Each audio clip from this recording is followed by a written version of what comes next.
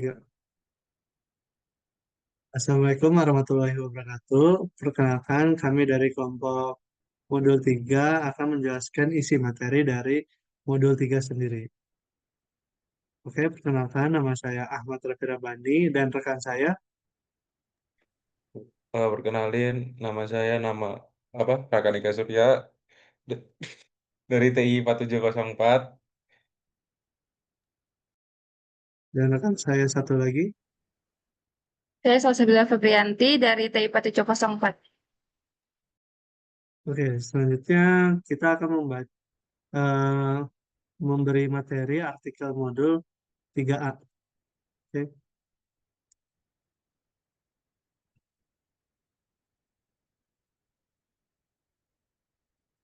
Oke, di sini kami akan menjelaskan isi materi modul 3A yaitu konsep generation and concept selection. Yang pertama akan dibacakan oleh rekan saya yaitu Raka. Boleh? Oke, di sini kita menjelaskan materi tentang eh, konsep generation dan konsep selection gradient. Nah, di bawahnya lagi ada preliminary, boleh scroll ke bawah.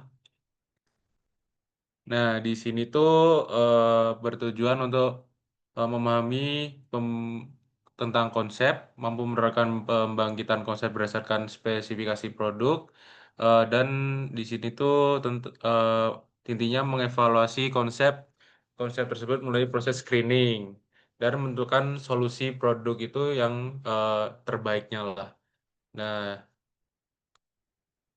terus di sini ada praktikum objektif tujuannya. Yang pertama tuh untuk menghasilkan berbagai konsep produk secara sistematis yang sesuai dengan spesifikasi dari kebutuhan pelanggan. Yang kedua tuh mengevaluasi konsep produk secara teliti berdasarkan kebutuhan pelanggannya. Yang ketiga tuh menganalisis dan membandingkan kelebihan serta kekurangan dari beberapa konsep yang telah dibuat berdasarkan kriteria seleksi yang telah ditentukan. Yang keempat itu tentang intinya memilih konsep produk yang paling layak untuk evaluasi lebih lanjut dalam dan pengembangan tahap lanjutannya. Boleh bawa lagi.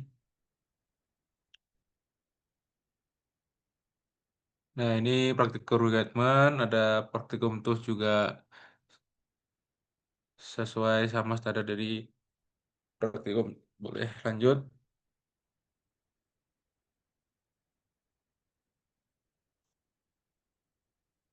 Nah, di sini adalah eh, ringkasan dari modul 3.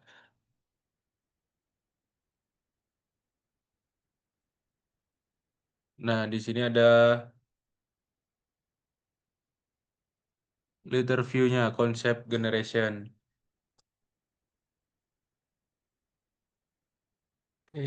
Di sini eh, apa tuh tentang konsep generation? Jadi, konsep generation adalah tahap menghasilkan berbagai alternatif solusi desain berdasarkan kebutuhan pelanggan dan spesifikasi produk yang telah ditentukan. Nah, di situ tuh ada flow diagramnya.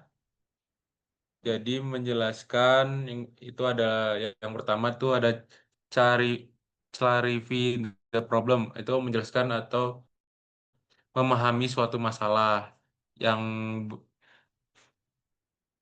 intinya adalah menentukan tujuan produk, memahami kebutuhan pelanggan, mengidentifikasi fungsi dan sub masalah penting. Terus ada search externally, itu mencari informasi dari luar. Dilakukan pencarian informasi dari sumber internal tim seperti kayak para ahli, terus nyari dengan cara benchmarking, terus bisa cari dengan cari jurnal-jurnal yang ada di internet. Terus ada search internally, mencari ide dalam tim. Ya, di sini kita bisa mengembangkan ide berdasarkan pengetahuan dan pengalaman tim, membuat sketsa dan gambar, dan menghasilkan sebanyak mungkin alternatif solusi yang bisa dikembangkan lebih lanjut. Terus ada explore sistematik, yaitu eksplorasi secara sistematis. Pada tahap ini, semua ide yang dikumpulkan diorganisir dan dikembangkan menggunakan classification classification tree. Boleh lanjut lagi bahwa sorry, ada ini ya. Yang kelimanya itu ada reflect on the solution, the process. Refleksi itu tahap terakhir. Itu apakah semua kemungkinan telah dieksplorasi, apa semua tim sudah berkontribusi dalam sebuah project ini. Oke, boleh lanjut. Di sini tuh ada step-stepnya.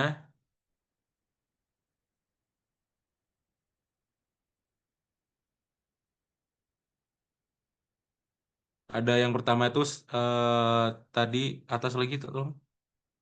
Nah, oh ya sudah dijelaskan dari ini tadi charity the problem, terus externally kayak gitu yang sudah saya jelaskan pada eh, flow diagramnya tadi.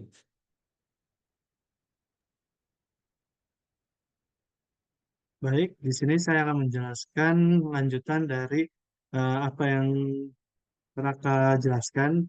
Di sini ada 6 aluran utama, yaitu pertama interview lead user, yaitu kita menginterview pengguna yang sudah berinovasi. Terus yang kedua itu adalah expert consultant consultation, yang dimana kita bakal berkonsultasi kepada seorang ahli. Uh, Contohnya yang profesional ataupun yang akademisi.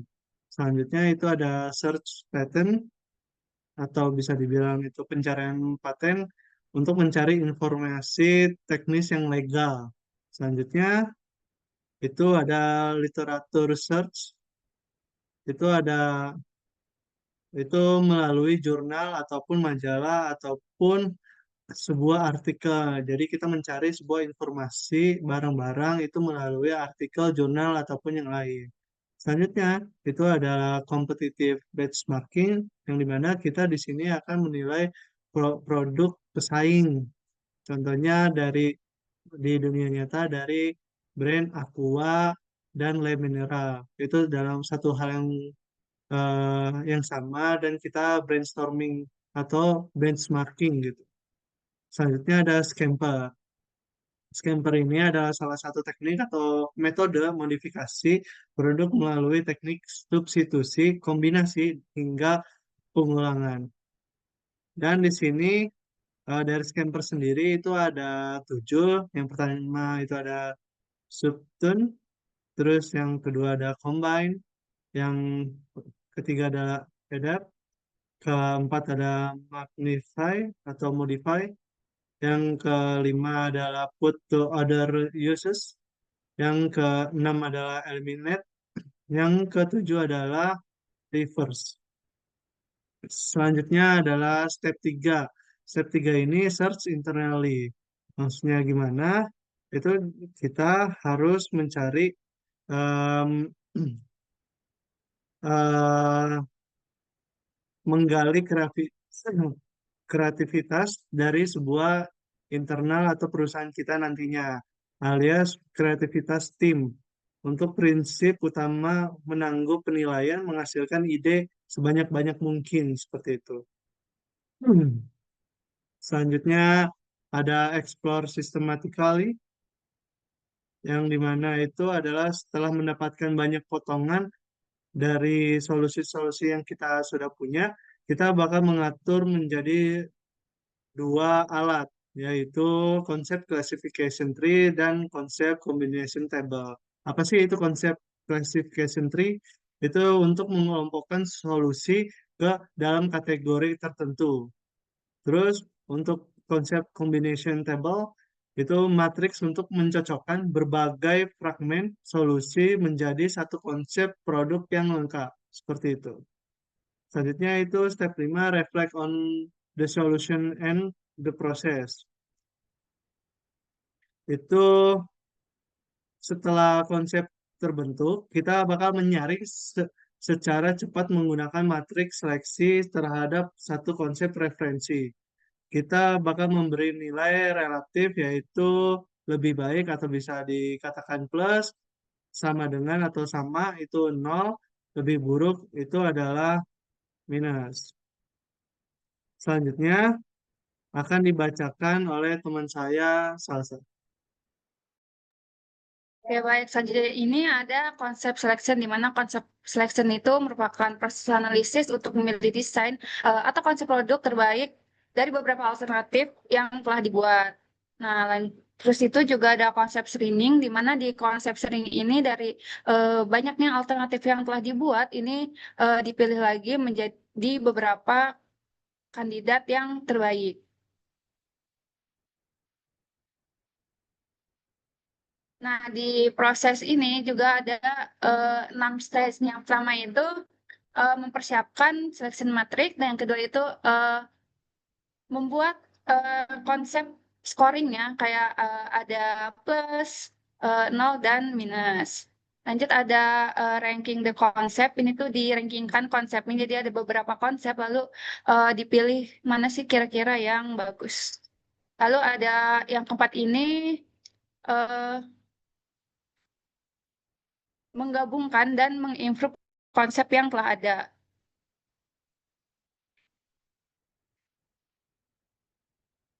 Yang kelima itu kita ini memilih satu dari banyaknya konsep, lalu yang keenam ini mengevaluasi dari banyaknya stage yang telah ada.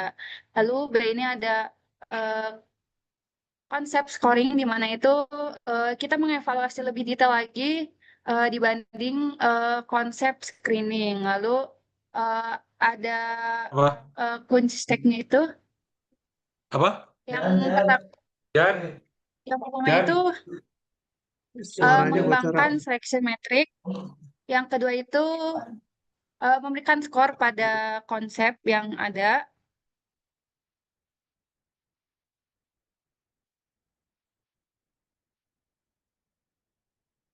Nah, misalkan ini ada 5, nah itu 5 itu rankingnya ya, dari yang buruk sampai yang baik. Lalu yang ketiga ini eh, merankingkan konsep. Misalkan konsepnya itu ada 4, nah nanti tuh di rankingkan mana sih di antara 1, 2, 3 ini yang bagus sampai ke yang jelek. Misalkan yang bagus ke yang jelek itu ada 4, 2, 1, 3 gitu.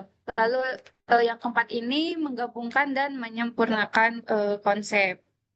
Yang kelima ini eh, memilih konsep yang terbaik dari banyaknya konsep. Yang keenam ini mengevaluasi seluruhan tahap yang ada. Nah, ini merupakan source dan referensi yang kita gunakan pada modul 3A ini. Nah, ini juga ada trivia yang kita gunakan pada modul 3A dari Lockheed Martin, merupakan eh, perusahaan pesawat tempur. Baik, sekian dari penjelasan materi dari modul 3. Mohon maaf jika ada kesalahan. Wassalamualaikum warahmatullahi wabarakatuh.